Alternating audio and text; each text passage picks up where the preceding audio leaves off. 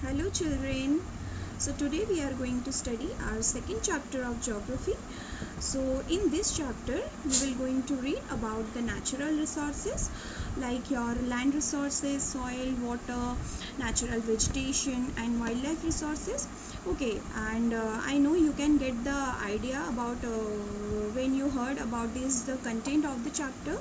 Yes, this is a very lengthy chapter. Okay, so for that for make you understand, for your easiness, I'm going to explain this chapter into 4 parts. Okay, so I'll prepare the video and dividing this chapter into 4 parts. Okay, so today I am going to explain you only the land resources of this chapter. Okay children, so you know that land is the most important natural resource, isn't it? So it covers about like 30% of the total area of the earth's surface. Okay, and all the parts of the small percentage are, we can say, it is not habitable.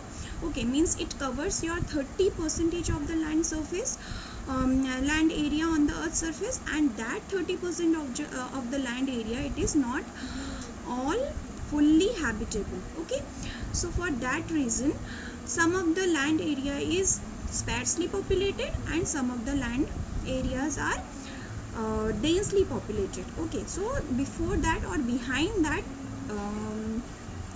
let me tell you that what are the factors, or we can say what are the determinants are responsible for that land resources becomes the sparsely populated or densely populated. Okay, and before that I just want to tell you that like your land resources, that 90% of the world populations occupies only 30% of the land area. Okay children, so and the remaining 70% of the land is either sparsely populated or we can say uninhabited. Okay, so means that like 90% of the population, they are occupies only 30% of the land area. You just imagine. Okay, and the rest 70% of the remaining 70% of the land area is either sparsely populated or we can say uninhabited, means not habited by the people.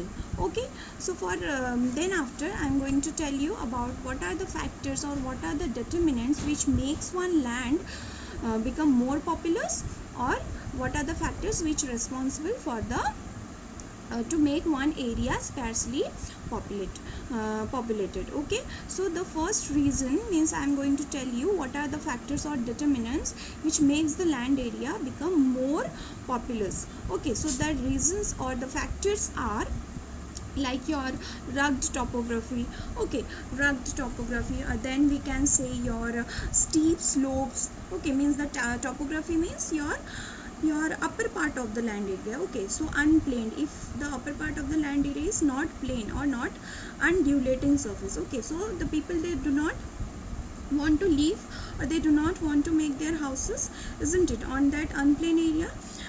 Then steep slopes. Okay, steep slopes of the mountain, basically in the mountain area, as you read in your previous classes, they are sparsely populated, they are not densely populated, isn't it? Then low lying areas, like low lying areas susceptible to water, we can say susceptible to water logging. Okay, so like this susceptible to water logging, how can we define that? Means like those some of the areas are which can easily we can say which can easily covered with the water. Okay, means that like your, we can say your riverside areas. Okay, coastal areas. Okay, so those areas easily covered with the water, so that those areas are called your susceptible to water logging areas. Okay, then your desert areas, then thick forest area. Okay, so these all areas are, we can say that they are called sparsely populated or uninhabited. Okay, not habited. Okay, so then so which all areas are comes under your densely populated area or densely populous area? Okay, so the factors or the determinants are like your plain areas, riverside, river valleys area. Okay, and the land which provide, because the plain and river valleys area is providing the areas for the agriculture. Okay, and the water facilities also available. Other sources which require for the survival of the life. Other sources or other facilities also available, easily available in the plain areas or river valleys area. Okay, so for that reason these river valleys area or and we can say your plain areas are densely populated areas. Okay, then after, yeah, in your chapter one another important thing is given. It is your land use, means how the people are using the land. Then before that let me tell you how we can define the land use. Okay, so we can define the land use like your, we can say that land is using for for the specific purpose or for fulfilling some different purposes. Okay, so for that, in that case, like we are using the land like your forestry, mining, building houses, road, setting up industries, isn't it? So these are commonly termed as land use. Okay, means we are using the land for or we can say that we are using the land to for the making or for different purposes. Okay, so that is called your land use. Okay, so this use of land also determined by two factors. Okay, one is your physical factors, another one is your human factors. Okay, then physical factors, under your physical factors some other factors also which is responsible for land use. Okay, and what are the factors? They are like your physical factors, your topography, soil, climate, minerals, availability of water. Okay, so these all are the factors which responsible for the which comes under your physical factors and which affects the land use. Means these, whenever the areas having like the soil means not having the proper means fertile soil, or the climate is very harsh, or topography is not plain, or minerals are not available there. Okay, so that means that land is not using, means that area of the land is not used by the people, means like your, that we can say that land area is sparsely populated. Okay, then comes to your like your another factor is called your human factors. Okay, so that's all above what I have said, that is comes under your physical factors. Okay, then your human factor comes under your like your population and technology. Okay, so population means where the people are living in one particular area, means a area having the densely populated, means the all kind of people, means like your we can say more of the people or more of the population are finding there, which means like suppose that area is definitely covered with the means occupied with the more number of industries, more number of educational institution, more number of other facilities, isn't it? And the people are occupied there to fulfill, means to manage their lifestyle, isn't it?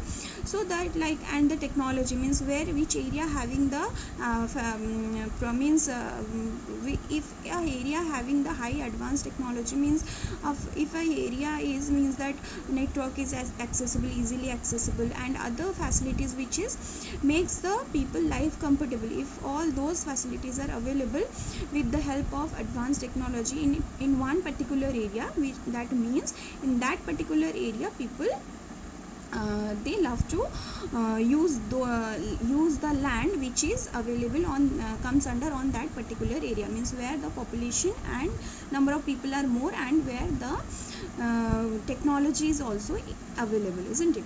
So for these all the factors are responsible for the land use. Then after we can, another thing is given in your book, like we can say that your the land is classified on the basis of its ownership. Okay children, so how land is classified on the basis of its ownership, means on the basis of its ownership land is classified into two categories. Okay, one is your private land, another one is your called common property resource or public land. Okay, community land. Okay, so private land means very simple, as it is name specify it, means as the name is define itself, private land means the land is belongs to one particular private people or individual. Okay, and that land is that person or that individual is solely responsible for we can say that solely responsible for that or for his or own land. Okay, so that land is called your private land, and he also utilize that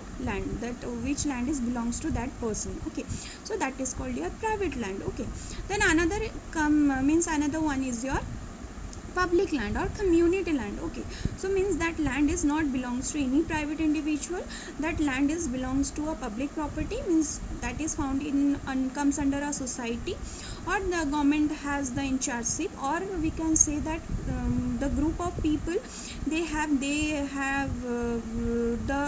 that land is belongs to one particular society, and the group of people they are the owner of that land. Okay, so that we can say, like we can define this, that is called your community land, and then that land is also used by the group of people or the community, whole community people. They can use that land, whatever advantages or benefits they can get from that land. Okay, so that land is belongs to, or we can define that land is called your community land, or otherwise we can say that community land is also called your common property resource. Okay, so then after, like another thing is, it is given here, like people and their demands are ever growing and the availability of land is limited.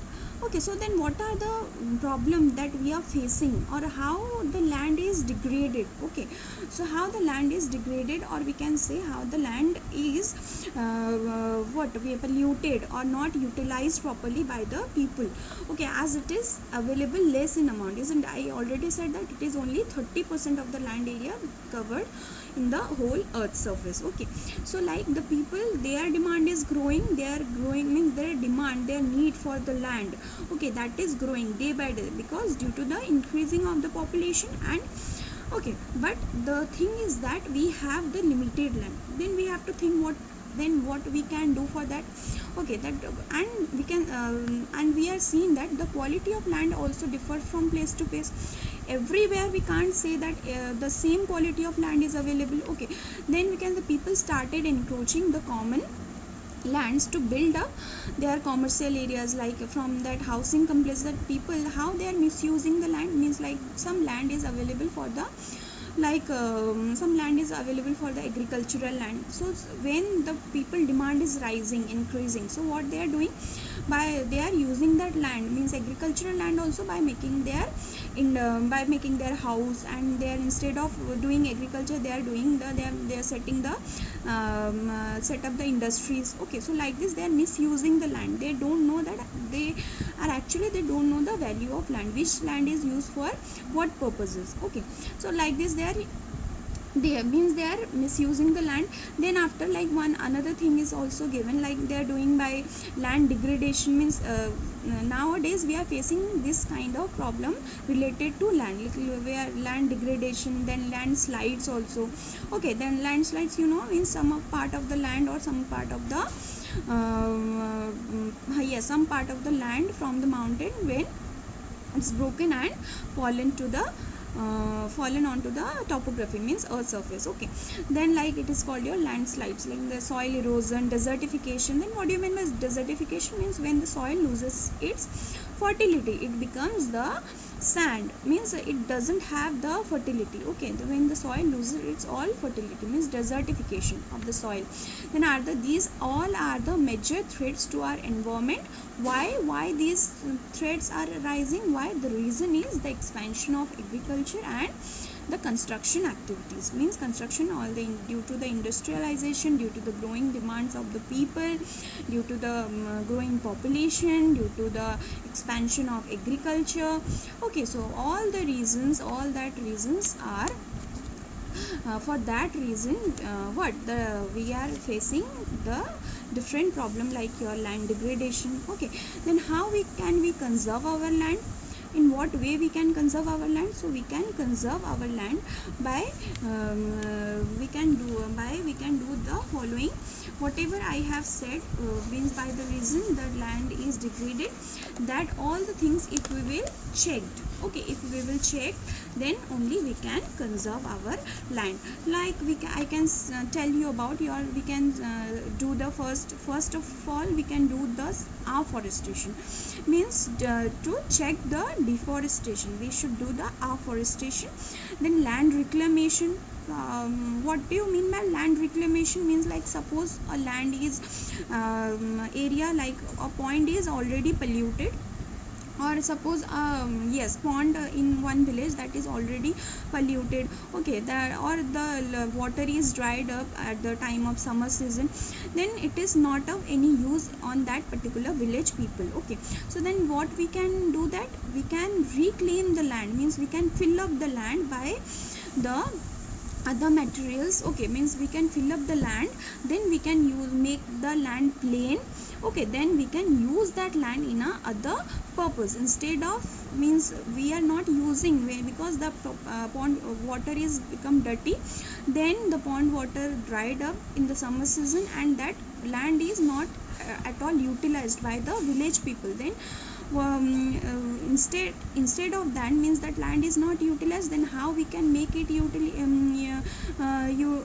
utilize, then by doing by refilling the land. Okay, so in this way we can define that, by this way we can do that land reclamation. Okay, then we can do that regulated use of chemical, pesticide and fertilizers. Okay, we should check the use of pesticide and fertilizer. We should not use more of fertilizer or pesticide for the sake of growing agricultural output. Okay, because it will give the negative impact to the land or to the quality of soil, because by that reason also the soil become loses its fertility. Okay, so then after we can check on overgrazing. Okay, so we should also do the check on overgrazing, means which the pasture land is available with us, we know, and we should see that whichever, means that grazing that should be checked, means the quantity of,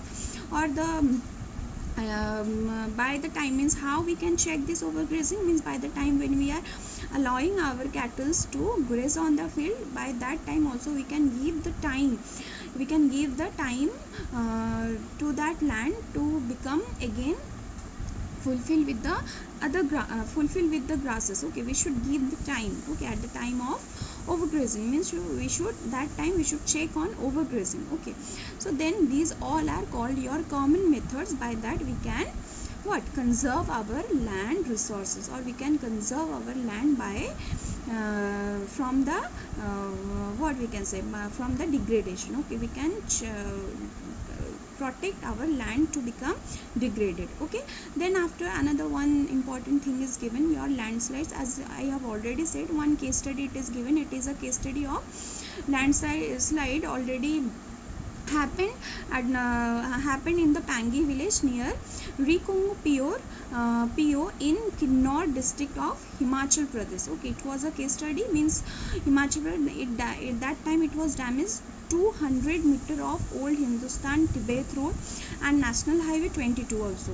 Okay, so that landslide was, means triggered by intense blasting at Pangi village. Okay, so due to that, the Pangi village completely evacuated to avoid any possible of loss of life. Okay, so that time the Pangi village nearly totally evacuated and shifted to other places to prevent any loss of life. Okay, so after that, some mitigation means that some mechanism takes place to how to overcome this, how to save, means in a safer mechanism taken by the government. Okay, so what they decided they should do, means they should they should avoid the settlements whichever areas are more prone to landslide. Okay, so they should avoid the settlement according to that places, and they should made the construction of retention wall which stop the land from sleeping. Okay, then after they should increases the vegetation. Okay, which can cover, or we can cover, then after we can prevent from the landslide. Okay, then they can do they have decided to do the surface drainage control works, or we can say that control of movement of landslide along with rainwater and spring flows, means these all steps they have taken to prevent from the landslide. Okay, so that's all about in your land resources. I hope children you have understood about the land resources. Okay, so next in my next video I will make your other content of this chapter. Okay, till then, thank you, have a good day.